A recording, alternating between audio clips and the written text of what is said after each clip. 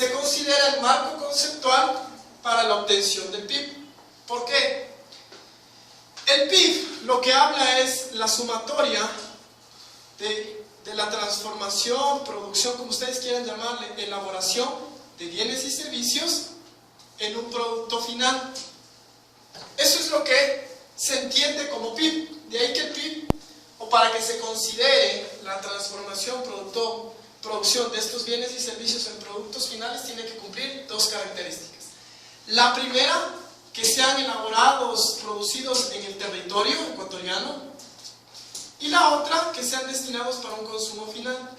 Es decir, no se toman en cuenta productos intermediarios, semi-elaborados, o productos o bienes de consumo, solamente, o bienes de producción, perdón, solamente se considera bienes de consumo, es decir, terminados, listos para que el consumidor o la persona final que vaya a utilizarlos se dé. ¿Sí? Entonces el PIB lo que dice es que habla de la sumatoria, de la transformación, producción y elaboración de los bienes y servicios en productos finales. Y este PIB, o mejor dicho, toda la transformación, elaboración y producción, tiene que contemplar o cumplir dos características. La primera es que estos bienes y servicios producidos, elaborados, estén dentro del territorio, y lo otro es que sean destinados a un consumidor final. Es decir, que no tengan que sufrir ninguna alteración, ni que tampoco necesite transformación alguna para su uso. Esté listito para utilizar. ¿Por qué el flujo circular de la economía es el marco conceptual? Porque se considera marco conceptual.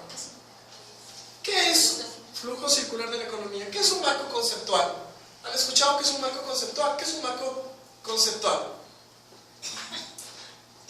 De conceptos. Es una herramienta que se utiliza en la investigación científica. ¿Sí? ¿Para qué? Para abarcar de manera resumida todos los conceptos. Un marco conceptual, por ejemplo, es cuando se habla de, digamos, la educación. ¿Qué es la educación? Es la ciencia, y aquí va el concepto. Esta se desarrolla en dos, digamos, científica y teórica. La científica y así. Eso es un marco conceptual. ¿Sí? Es un resumen o una compilación. Compilación, no digo recopilación, compilación. Compilación de todos los conceptos que tienen que ver o tienen relación con el PIB. Es el origen, el fundamento para lo que es el PIB. Por eso se considera el marco conceptual. Porque gracias a los conceptos que maneja o que se maneja con cada uno de los agentes o involucrados en este flujo circular de la economía, se da desarrollo o se da origen al PIB. ¿Sí? Porque para producir, transformar y elaborar, ¿qué se necesita? ¿Cuáles son los agentes que intervienen para la transformación y elaboración de bienes y servicios? Tierra, trabajo, mano de obra. Ya hemos dicho que una actividad económica sencilla por la cual parte toda la economía, ¿no es cierto?, se compone de tres agentes o tres factores que intervienen. Por un lado, las empresas, que son denominadas los ofertantes o la oferta. Por otro lado, habíamos dicho que hay las familias y los individuos, denominados también demandantes o consumidores, o los que gastan, los que desarrollan o producen el gasto, ¿no es cierto? Para que se realice la transformación, elaboración o producción, como ustedes quieran llamarle, fabricación de todos estos bienes y servicios en productos finales, ¿qué se necesita? Primero, se necesita de los productores, que son aquellos que transforman. Y por otro lado, para cumplir con estas dos características que tienen que tener las actividades que son tomadas en cuenta para la información del PIB, es que sea un consumo final, que sea este producto final destinado para un consumidor final. ¿Quiénes consumen? ¿Los productores? Las familias. Por esa razón es que se considera el marco conceptual. ¿Por qué? Porque el PIB parte de estos dos agentes más importantes.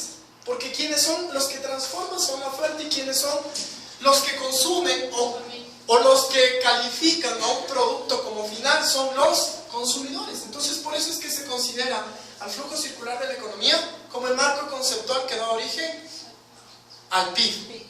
¿Por qué? Porque de aquí parte el que la oferta venga a los mercados y proporcione bienes y servicios. Y estos a su vez sean los que entreguen a los demandantes productos finales. ¿No es cierto? ¿Sí o no que es así? O bienes y servicios finales. ¿A cambio de qué? Del ingreso, del recurso económico, perdón, ¿no es cierto? Miren, nuevamente aquí existe un factor común, que es el recurso económico. Entonces, el flujo circular de la economía proporciona tres conceptos importantísimos para el desarrollo del PIB. El primero, que es la oferta, la demanda y el dinero. ¿Ok? De ahí que esto se denomina actividad económica. Esto es una actividad económica. Actividad porque solamente intervienen tres de los más importantes agentes dentro de la economía. Ahora, la sumatoria, como yo les había dicho, la sumatoria de varias actividades forma, o mejor dicho, o dicho de otras palabras, varias actividades económicas forman producto final. Sistemas económicos. ¿Qué son los sistemas económicos? Son la relación, interrelación de varias actividades económicas. Y su diagrama o su representación es la siguiente. Y del sistema económico es que parte el flujo circular de la economía.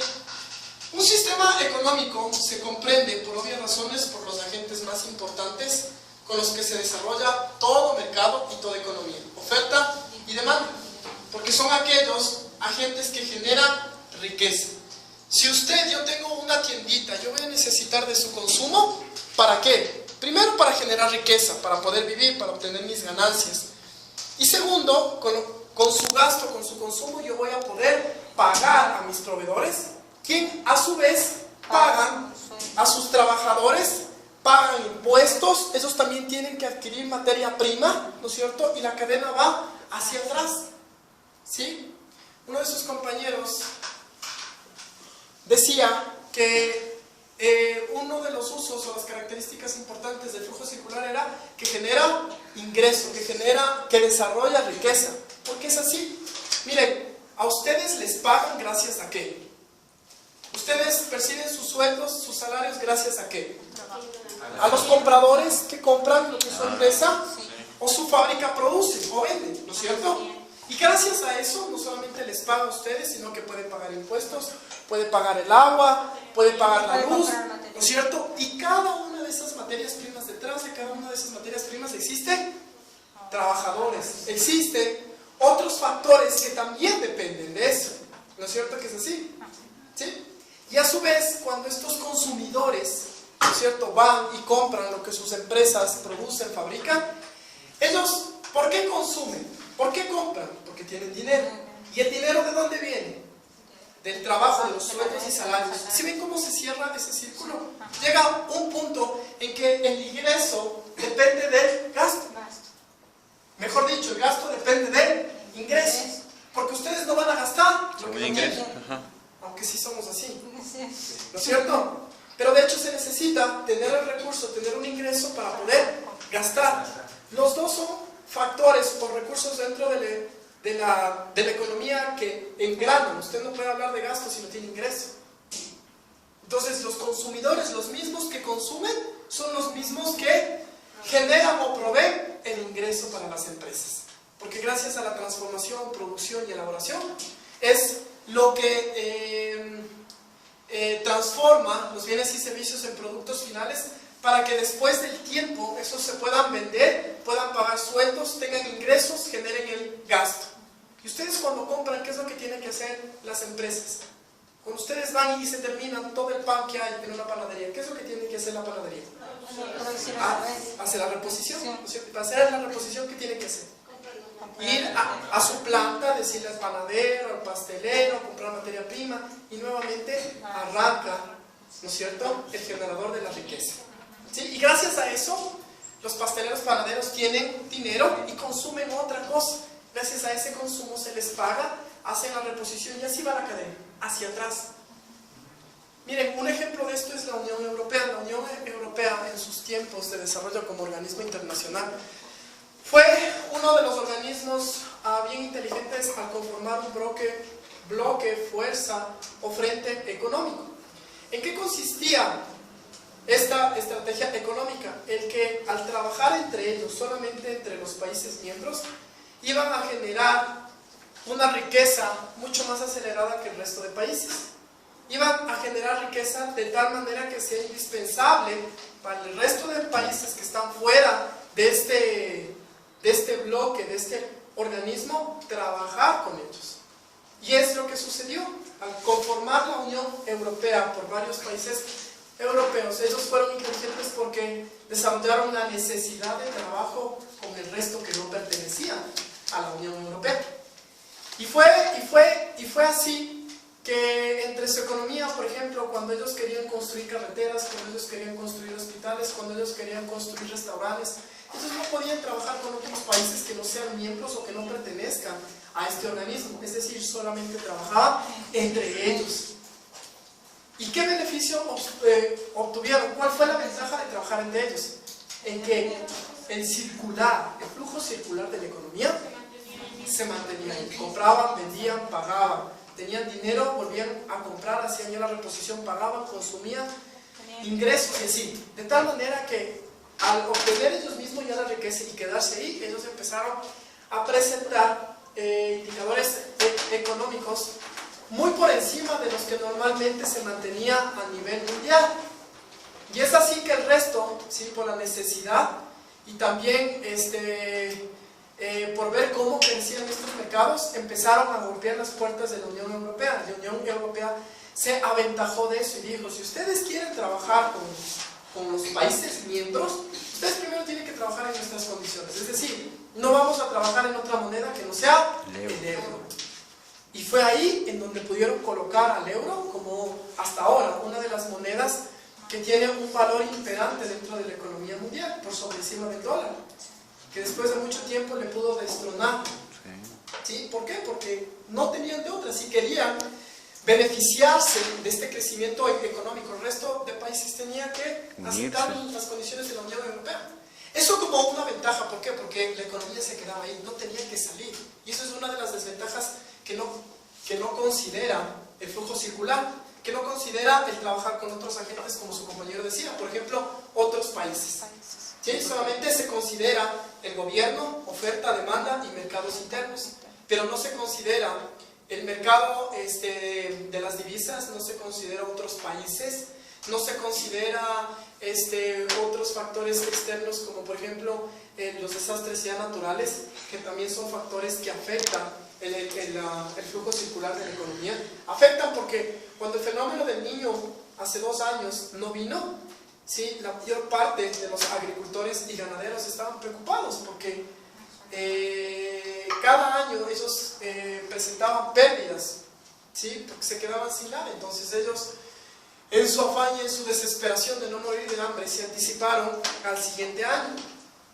Y resulta que en todas esas estrategias que ellos desarrollaron para poder hacer frente al fenómeno del Niño era generar un poquito más de producción, es decir, hicieron un poquito más de oferta de lo normal. Dijeron: si viene el fenómeno del Niño, nosotros vamos a tener un poquito más de producto para seguir vendiendo, de tal manera que no se corte el ingreso, que no se rompa el flujo. Porque en el flujo circular puede faltar cualquier agente, señores y señoritas, cualquiera. Digamos que aquí está el gobierno, tal cual estaba el gráfico que se proyectaba en un mercado de bienes y servicios y el otro mercado de factores de la producción. Si bien es cierto, este es el agente que interactúa con cada uno de ellos. No es el más importante, pero tampoco es el menos importante. Pero gracias a este, sí, es el que se regula y el que se distribuye y redistribuye la riqueza en todo este flujo circular. Si no, se jalarían más, Solo de este lado. ¿sí?, los intereses. La economía se inclinaría más, o estos mercados, o estos mercados, o estos mercados, o estos mercados. Este es el centro de arbitraje. Este agente compone o forma el equilibrio dentro de todo el sistema, que no busca ni el bien para él, ni para él, ni para él, ni para él, sino busca un equilibrio, que fluya con normalidad todo. Se obstruye algo aquí y automáticamente se muere el flujo circular de la economía. Cualquiera de estos puede faltar en un flujo, pero si faltara este, ¿existiría un flujo? ¿Por qué? Porque si no hay que consumir, ustedes no podrían gastar. Y es gracias a este en donde se generan ingresos. Es por eso que se denomina flujo circular del ingreso o del gasto. El ingreso, ¿por qué? Porque ingresa el dinero a ustedes que son los trabajadores y a través de su ingreso genera el gasto. Ustedes que están aquí como trabajadores, ¿no es cierto?, productores, ¿no es cierto?, en el mismo flujo también componen este agente que son consumidores. No puede ser de lo mismo que fabrican, pero gracias al dinero que ustedes tienen, Se convierte. es el dinero que se empieza ya a mover aquí. Y es por eso que se denomina flujo circular del ingreso y gasto. Porque si no hay uno de estos dos, automáticamente el flujo se rompe y no funciona. ¿Y Lice, ¿y algún país hay que no tenga eso? ¿Cuba es así? Cuba, por ejemplo, no tiene esto. Oferta. No tiene. ¿Por qué? El reemplazo de esto es el mismo. ¿Y Es cómo un produce? mercado de economía planificada. Se llama así porque la economía está en el poder absoluto del Estado. Porque la economía ya de mercados es en donde el gobierno controla, supervisa, pero tiene participación poca o nula en la economía. Esa es la clasificación de una economía de mercado. Pero una economía planificada es la que tiene Cuba. Que ellos no solamente controlan, supervisan y miran a los mercados desde lejos, sino que ellos gobiernan los mercados como tal.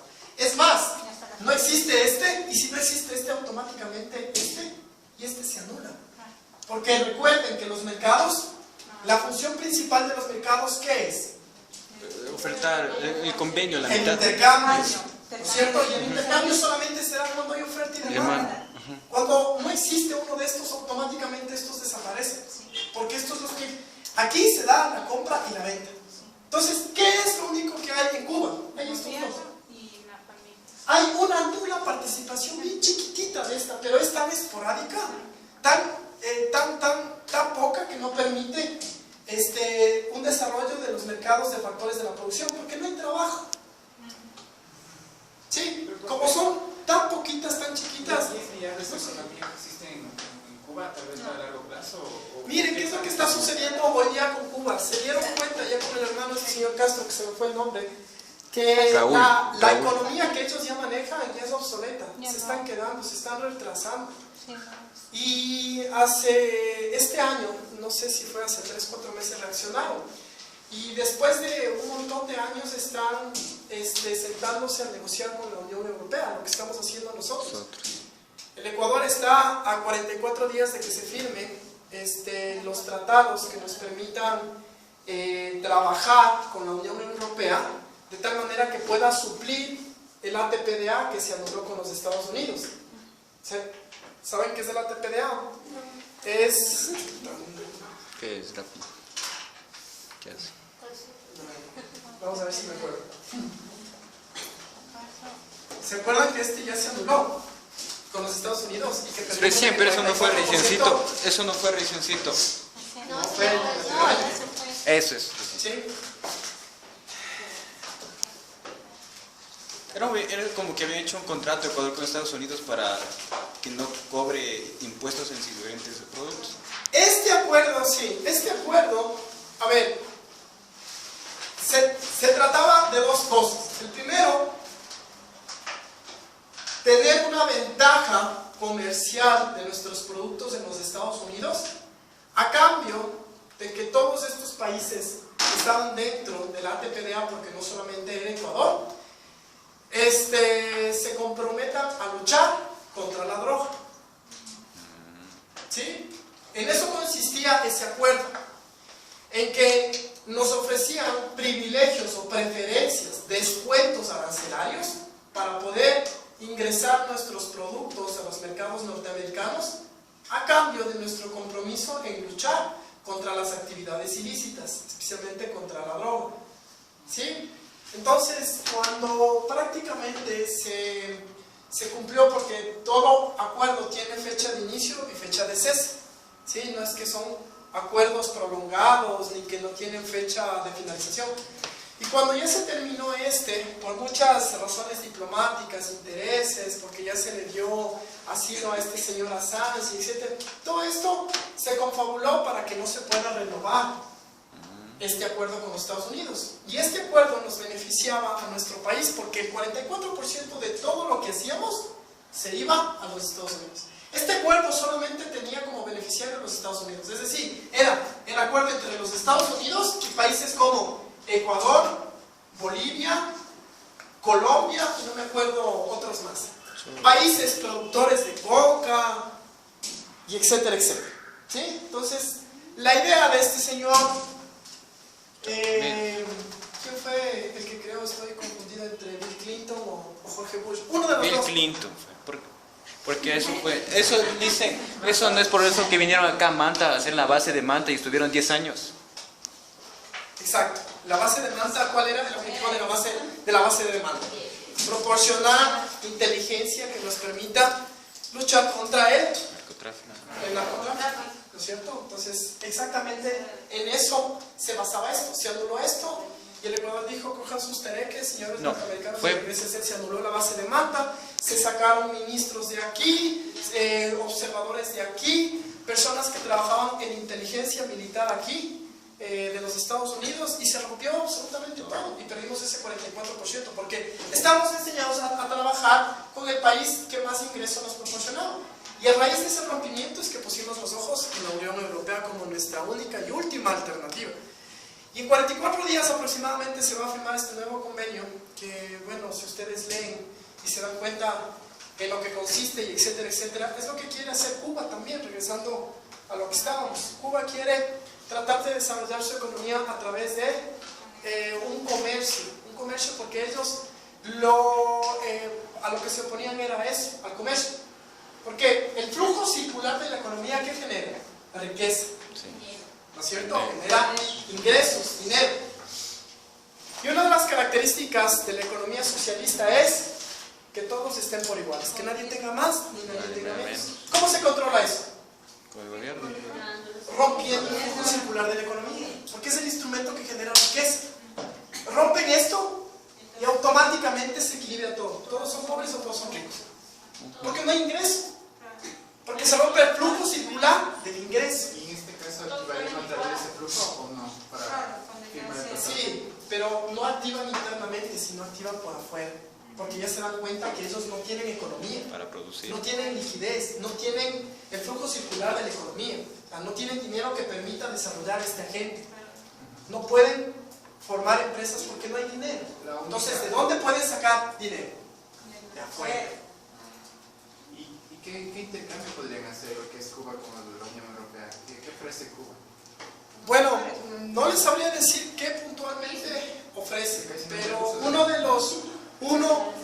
los servicios fuertes para Cuba es el tema de la salud. O sea, Cuba ha roto absolutamente relación en todo sentido, con todos, especialmente con Estados Unidos, pero en lo único que no ha roto ha sido en el tema salud. En el tema salud es la única actividad que permite tanto el ingreso de médicos extranjeros como el que de ahí salgan hacia afuera. Es la única actividad, y es por esa razón que Cuba, a pesar de la recesión, de la pobreza, de que no hay ingresos, de que las condiciones de vida de los habitantes son precarias, que los niveles de vida son bajos, es el único país que todavía tiene la posta en el tema científico, en medicina, en salud y etcétera, etcétera. ¿Por qué? Porque el gobierno solamente dijo: yo voy a permitir todo lo que conlleva la globalización para que puedan salir médicos y puedan ingresar, se pueda sacar tecnología, puede ingresar ya tecnología, pero solamente de la salud. Y a pesar de que su economía no es tan buena, los mejores profesionales de medicina salen de ahí, porque tienen la tecnología y la investigación de punta. Entonces, todo esto lleva a eso, a que se den cuenta. Miren, nuestro país, si bien es cierto, hoy en día está optando por ingresar a un modelo económico mixto, es decir, un modelo que tenga como característica una economía de mercados y tenga una economía planificada. Eso es una economía mixta. Una economía de mercados, yo les decía, es en donde el gobierno desde lejos supervisa. Es poca o nula la intervención del gobierno en el mercado. Eso es una economía de mercados. Mientras que la economía planificada es lo que hace Cuba.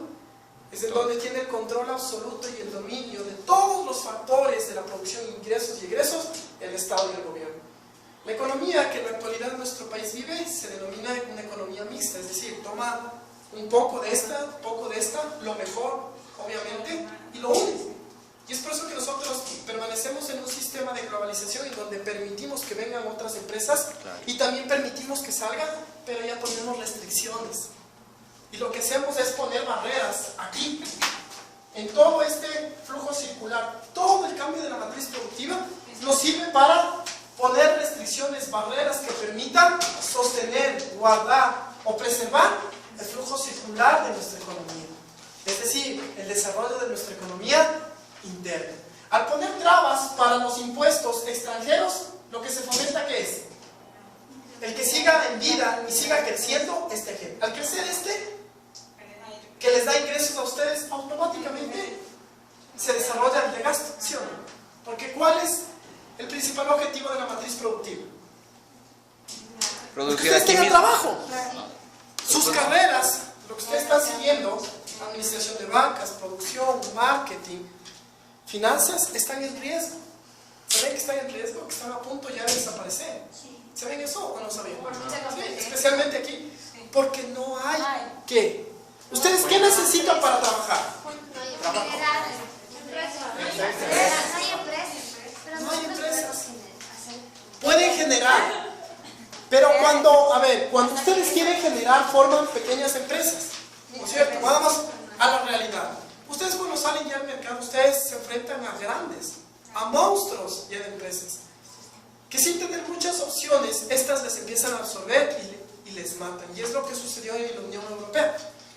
La ventaja de ellos fue trabajar entre ellos, hacerse ñañitos entre ellos, dejar ahí mismo la plata, trabajar, comprar y vender entre ellos, pero por esta misma relación no consideraron algo que era proteger sus mercados.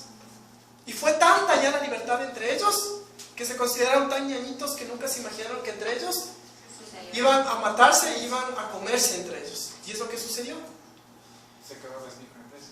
Lo que sucedió es que de Francia fueron a España, ¿sí?, las multinacionales a competir con las empresas internas. Y poco a poco empezaron ya a quebrar.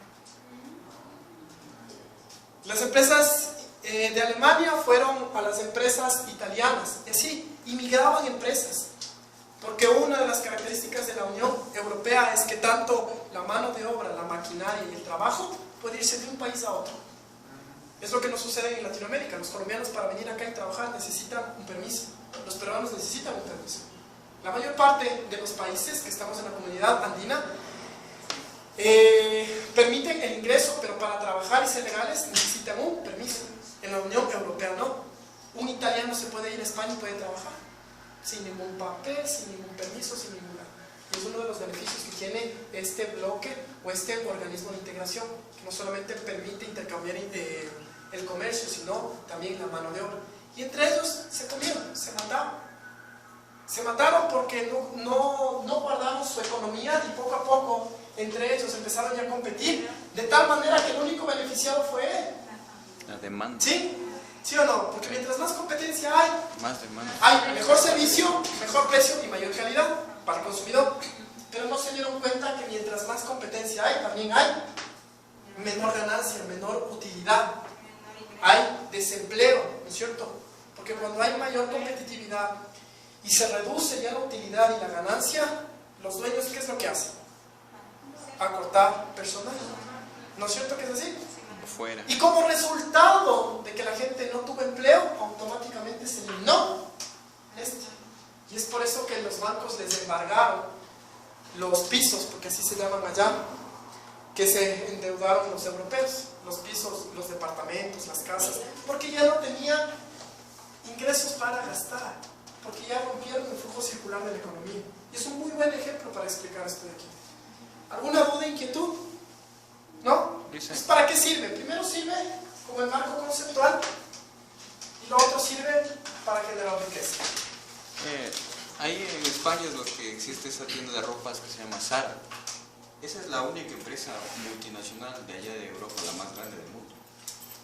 Esa es la beneficiada de este mercado, porque él creo que solo vende ropa, no produce. No les sabré decir si Pero, o sea, eso a lo que me dice que ellos no tuvieron control de mercado, se me da la idea que fue la única persona que se benefició de eso. Miren, otra de las estrategias es que hay países europeos que son desindustrializados, por ejemplo, que no tienen industria, que no tienen casi empresas, no hay empresas en sus países, no hay industria que fabrique, produzca, elabore, pero sin embargo tienen economías estables. ¿A qué se debe esto?